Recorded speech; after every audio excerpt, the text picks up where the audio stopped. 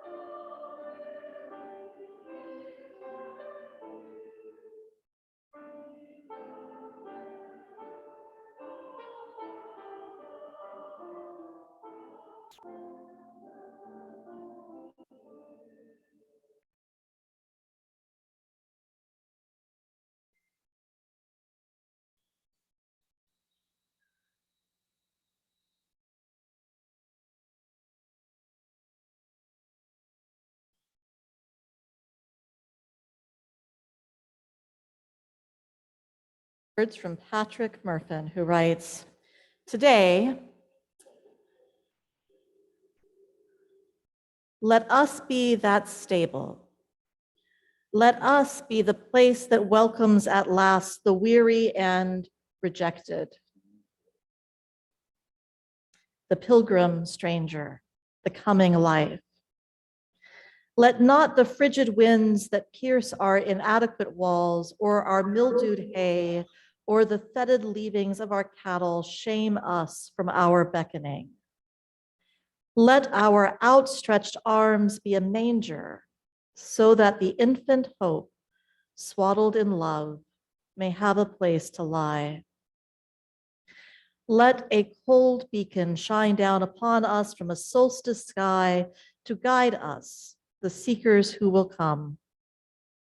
Let the lowly shepherd and all who abide in the fields of their labors lay down their crooks and come to us. Let the seers and the sages and the potentates of every land traverse the shifting dunes, the rushing rivers, and the stony crags to seek our rude frame. Let herdsmen and high lords kneel together under our thatched roof to lay their gifts before wonder. Today, let us be the stable." Friends, whoever you are, wherever you are in your spiritual search for truth and meaning, you are welcome here. This is a place where we will journey with you. We will walk beside you. We will meet your questions with our own. And together, we will follow the stars. Welcome to St. John's. I am the Reverend Mitra Jafarzadeh, and today's special service features music under the direction of Rob Thacker and from our choir members. It's been a really hard many, many months, and we are not quite fully back to where we would like to be. We're getting there though. So this service means so much more than it appears to. This service is an affirmation that life is continuing. It is an affirmation that we are better together. It is a lifting of our voices for something larger than ourselves. Thank you for being with us this morning in person, and thank you for being with us online. And thank you for fixing the sound issues, because that's a big deal. Oh my goodness. Friends, will you join with me in the words of the affirmation? This is the mission of our faith, to teach the fragile art of hospitality, to revere both the critical mind and the generous heart, to prove that diversity need not mean divisiveness, and to witness to all that we must hold the whole world in our hands. We have these words that we say in our affirmation and these words that we say in our chalice lighting. We say we care for the church and each other. We say we hold the whole world in our hands. And that's an abstraction. Like, what does that mean in practical terms? In practical terms, it means that we are a community that seeks to live our faith beyond these walls on multiple levels. We look for opportunities to serve in the community. We look for ways to help make justice come alive and live in our midst. And we find ways to give to organizations that are in sympathy with our values. I'd like to invite Alicia up to talk to us about this month's Share the Plate partner. Hi.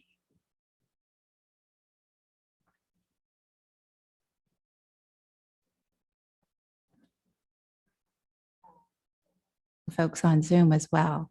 My name is Alicia Reslow, and I get to serve on the outreach committee. And one of the organizations that we looked at is the Emergency Shelter of Northern Kentucky.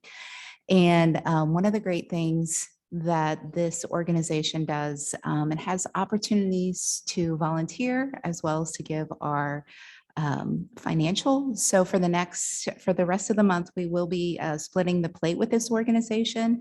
But I also wanted to let you know about volunteer opportunities, because, you know, some of us aren't able to give as much financially, but we may have time where we can give that way. And that would be most appreciative of. Well, they have morning shift volunteers from 6 a.m. to 9 a.m. and then midday and weekdays.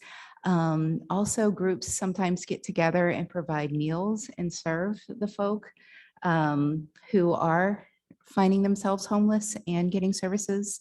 And a bonus this year, since it's December, we have our mitten tree, and some brilliant person here in the church said, why don't we donate the stuff from our accessory tree? We're calling it an accessory tree now, to the shelter, which is perfect, because they also need things like men's underwear, men's jeans, coffee and coffee creamer, sugar, bleach, laundry detergent, gift cards to Kroger's, Rumpke, Walmart, new boots and tennis shoes and backpacks and drawstrings. So I got this drawstring bag at a conference I went to a few years ago.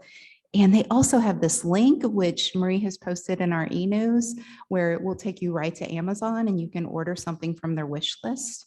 So I ordered these sheets, and I'm putting in here a pair of socks that I bought in Alaska that never did fit me right because they didn't have women's sizes, only men's sizes. And I'm just going to put this right on the tree. And so yeah, it's really great to learn a little bit more about this new organization. And I'm grateful to Linda Heath for letting us know about the good work that we do. And what a great introduction. You know, really being able to live our values is so important. And I appreciate the opportunity to do that. So thank you for your attention this morning. Alicia, will you post that list that you just gave on the doors that go into the fellowship hall? Absolutely. Yes.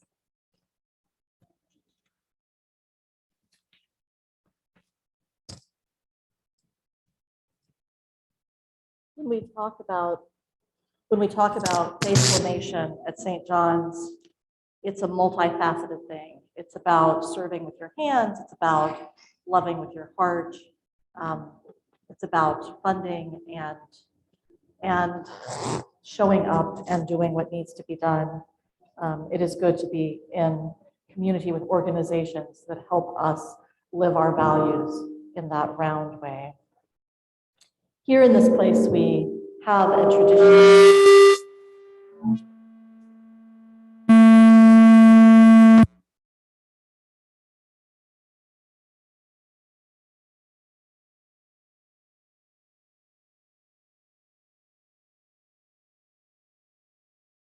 tradition of placing stones for our joys or sorrows.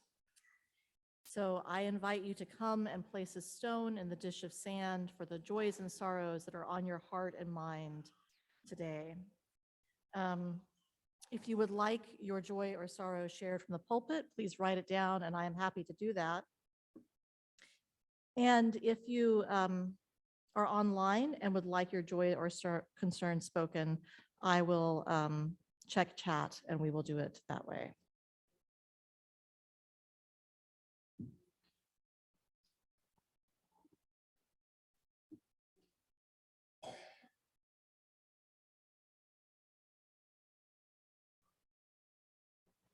Okay.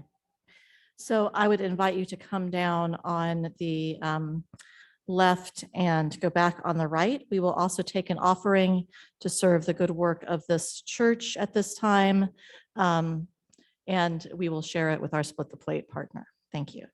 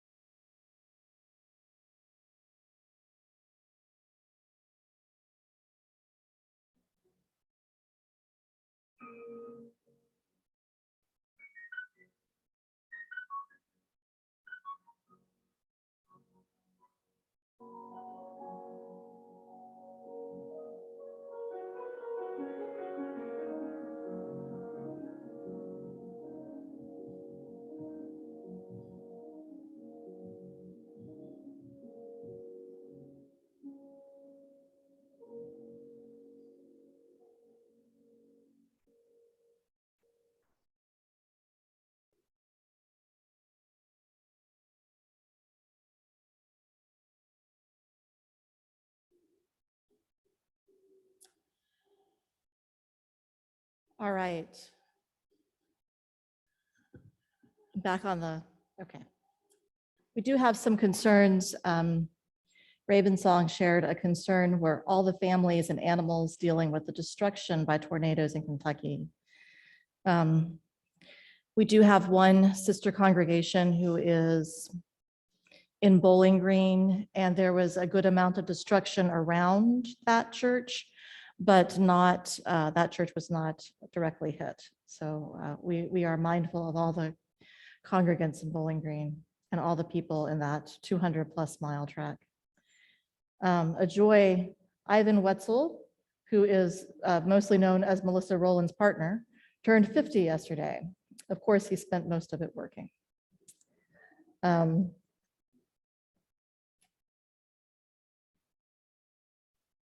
And here's a joy for the 14 animals that were adopted from the Ohio Pet Sanctuary yesterday, which is about 12 more than normal, which is pretty darn good. We have a few other spoken joys and sorrows, and then I would like to place some additional stones for our friends online and light that lamp, and then return to the pulpit for a prayer. Edie says, my daughter Lissa was finally able to have needed surgery on Friday, and she is recovering well at home. Chase Tawney would have been 93 years old this week. He died around this time last year, and he is so very missed. And a final joy, Stan's son Coulter got married on October 8th to the Reverend Kate Morrison. So I will place a few more stones, including stones for those joys and sorrows that remain on our hearts and minds, but have not yet found voice, and light our lamp.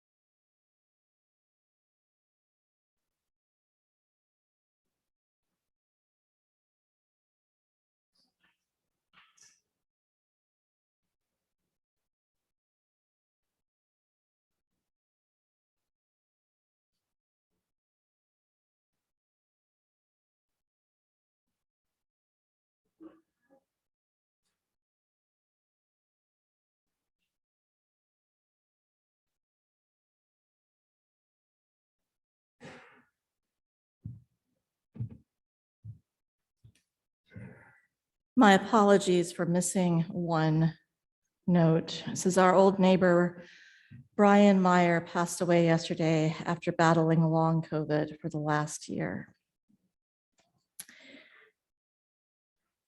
For all the sorrows and all the joys, will you join me in an attitude of prayer?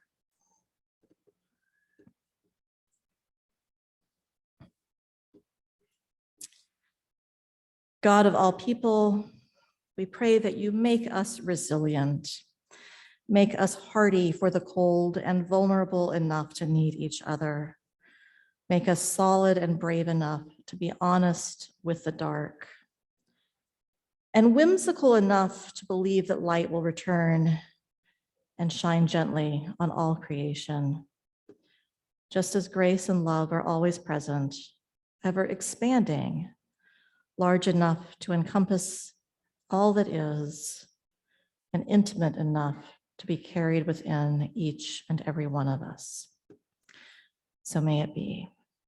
Amen.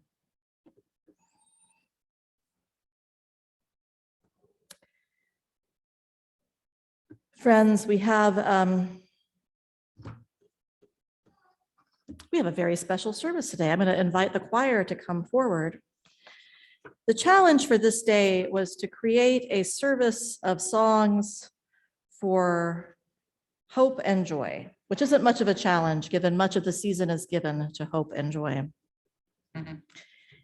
Right now, it's more important than it ever was, and it is with deepest gratitude that we welcome our choir forward and we enjoy their song.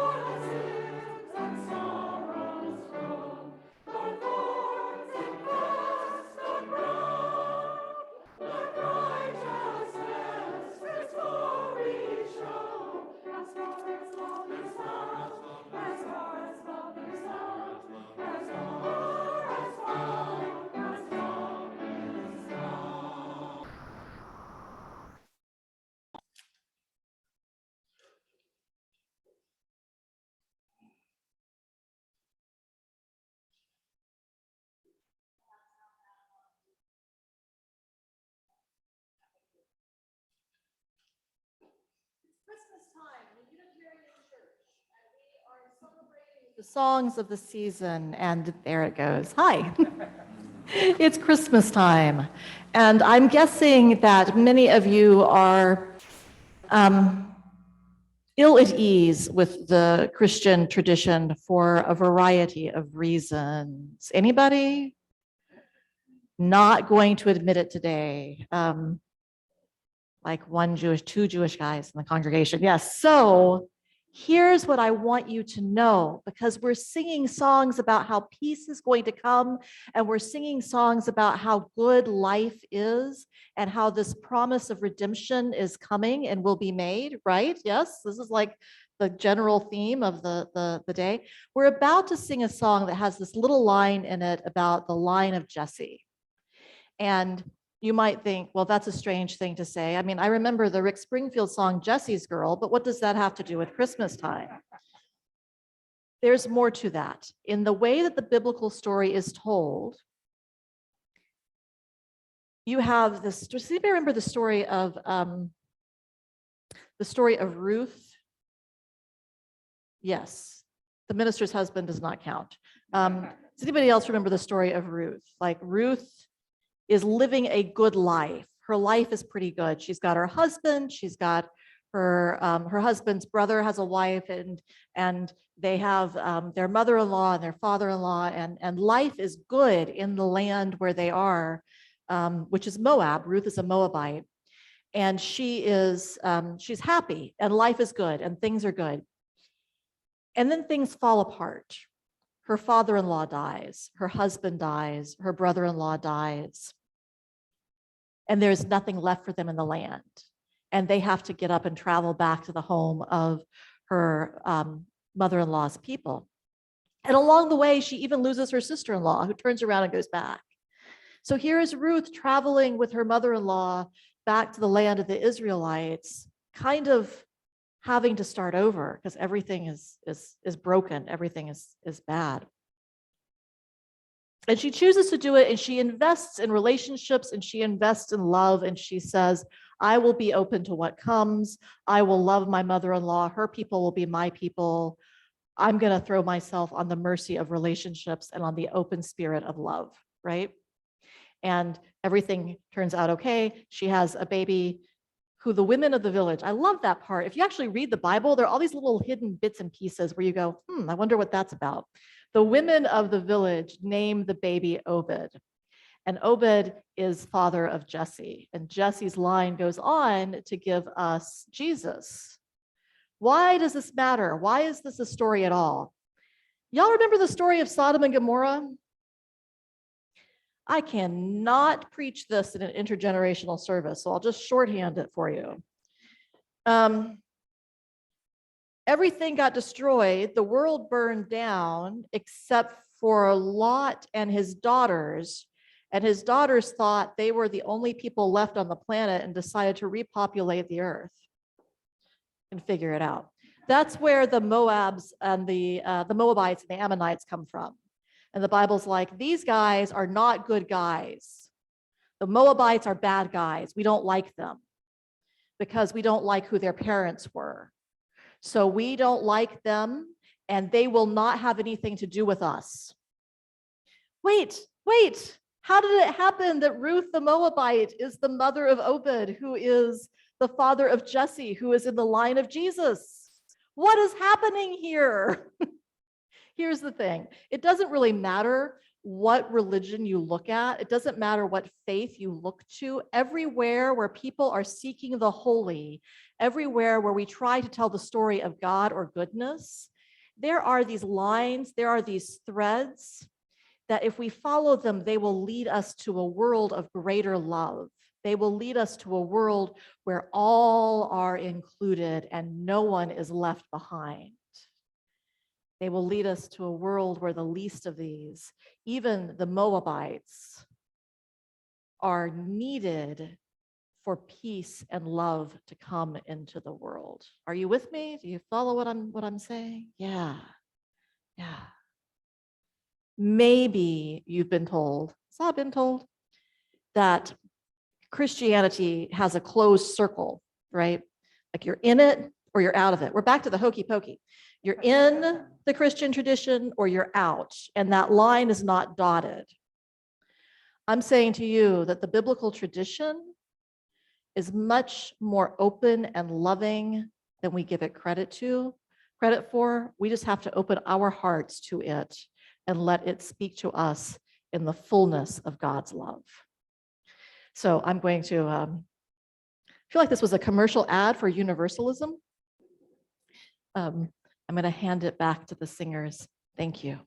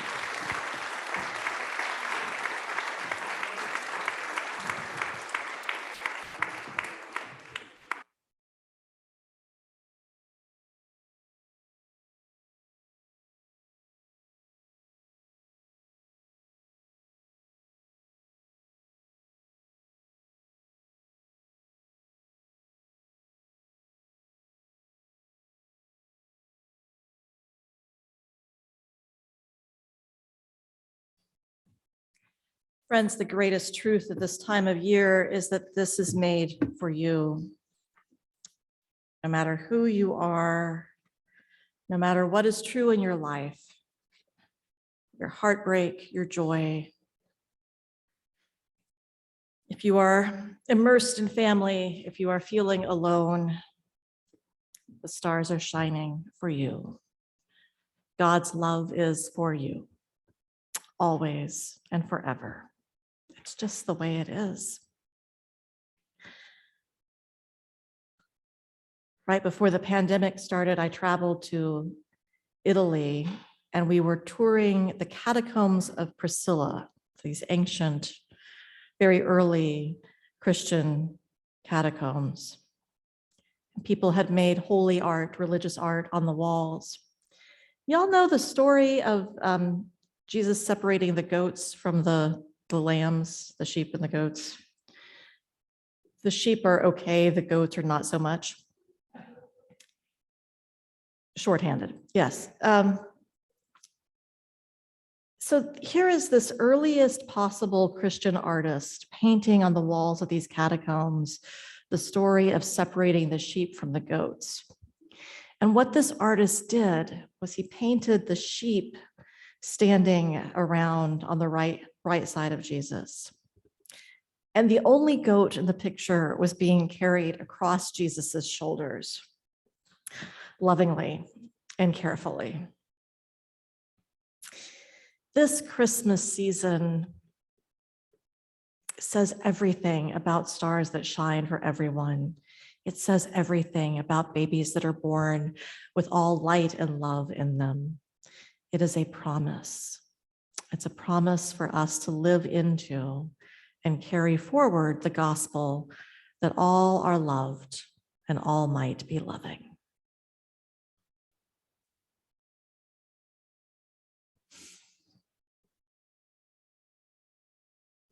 All right, universalism always just chokes me up a little. We do have some announcements to share today. You probably noticed on your way in, there's a table with goodies. There are 2 baskets to raffle off, and then there are some bake sale offerings that is pay what you can. I think I saw some lovely soups out there, and some bread and some cookies and some other things, and you are welcome to those. Coffee hour is back.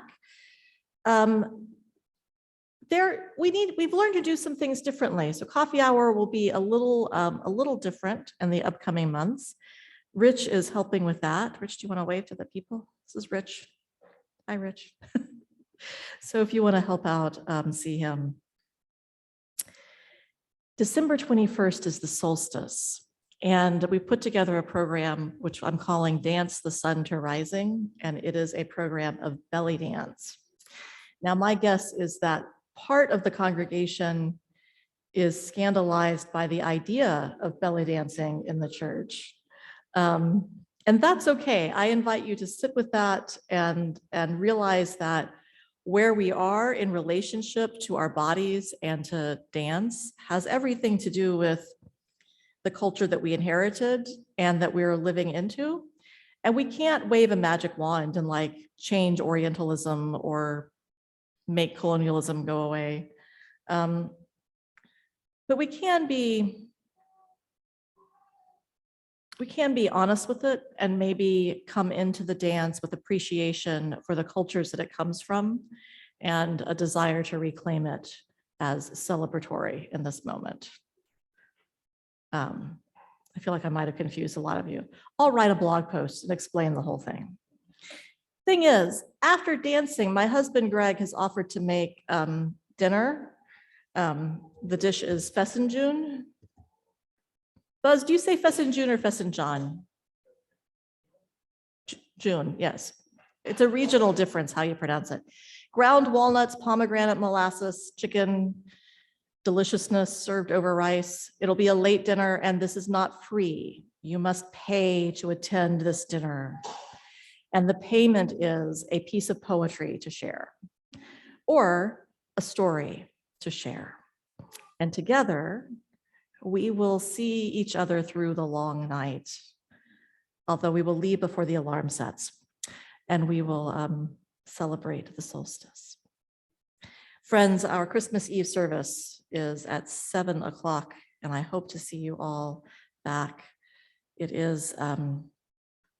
does feel like a time when we are coming back to life, as well we should. Will you join with me in the closing words? I invite you to stretch out as you stretch out your hands, feel your heart expand to the love of this world. Hold on to what is good, even if it is a handful of earth.